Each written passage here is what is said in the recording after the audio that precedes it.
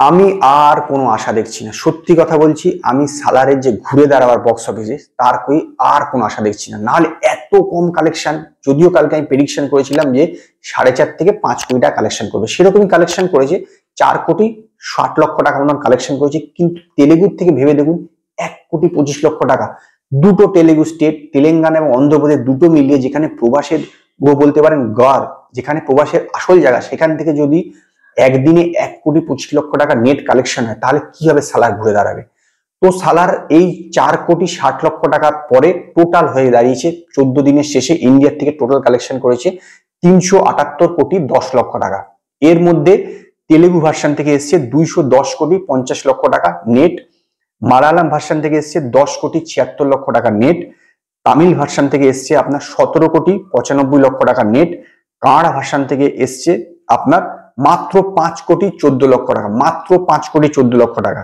এবং হিন্দি ভার্সন থেকে এসছে 133 কোটি 75 লক্ষ টাকা নেট।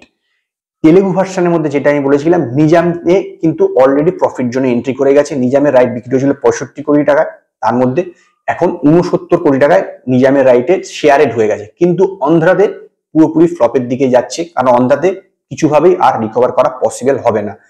হিন্দি ভার্সনের ক্ষেত্রে কিছুটা প্রায় পৌঁছে গেছে, এখানে দেখতেই পাচ্ছেন 133 কোটি টাকা, 133 কোটি টাকা অলরেডি হয়ে গেছে। মোটামুটি হিন্দি ভার্সনটা হয়তো বা আপনি বলতে পারেন নো লস নো প্রফিট জোনে এরকম লেভেলে যেতে চলে যাওয়ার মতন জায়গায় চলে যাবে।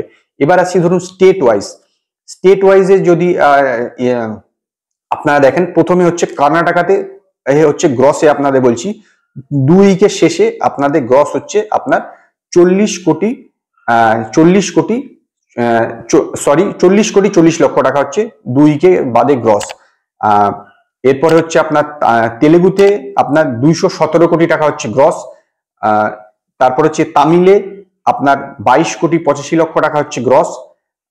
মালায়ালামে 22 কোটি 85 লক্ষ টাকা, তামিলে 16 কোটি 50 লক্ষ টাকা এবং হিন্দিতে 149 কোটি 80 লক্ষ টাকা। টোটাল হচ্ছে গ্রসের কথা বলছি, কিন্তু হিন্দি ভার্সনগুলোতে আগে নেট বলেছিলাম, আমি গ্রসে বললাম। তো টোটাল গ্রস হচ্ছে আপনার 476 কোটি 55 লক্ষ টাকা হচ্ছে আপনার গ্রস হচ্ছে।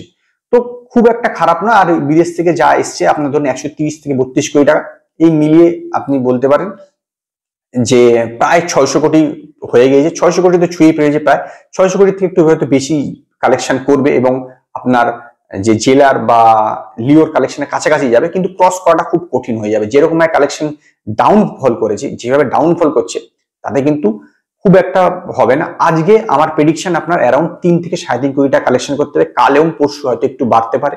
তো দেখা যাক আলটিমেটলি কোথায়। আর ডাঙ্কির কথা বলা ভালো, ডাঙ্কি হচ্ছে গতকালকে 3 কোটি 25 লক্ষ টাকা কালেকশন করেছে, সালারের চেয়েও কম। তবে ডাঙ্কির একটা স্টেডি জায়গা আছে, কারণ ডাঙ্কি একটা ভার্সনে মানে শুধুমাত্র হিন্দিতে রিলিজ করেছে, স্বাভাবিকভাবে এটা একটু কম তো হবে। কিন্তু তথাপি শাহরুখ খান হিসেবে এটা কিন্তু যথেষ্ট খারাপ পারফরমেন্স। তবুও 200 কোটি টাকা ক্রস করে গেছে ডাঙ্কি, যেটা জওয়ান বা পাঠান খুব ইজিলি করেছিল, ডাঙ্কি সেটা খুঁড়িয়ে করছে। তবে কোনোভাবেই এই সিনেমা 250 কোটি টাকা রিচ করতে পারবে না, এই বিষয়ে আমি আপনাদের গ্যারান্টি দিতে পারি। এবং একটি কথা, যে ডাঙ্কি আজকে কত কালেকশন করতে পারে, আজকে অ্যারাউন্ড 2.5 কোটি টাকার আশেপাশে কালেকশন করতে পারে। তো আজকে এই পর্যন্ত। যদি আপনাদের এই ভিডিও পছন্দ হয় তো লাইক করুন, কমেন্ট করুন, শেয়ার করুন। আর নতুন আপডেটের জন্য আমার চ্যানেলকে সাবস্ক্রাইব করুন।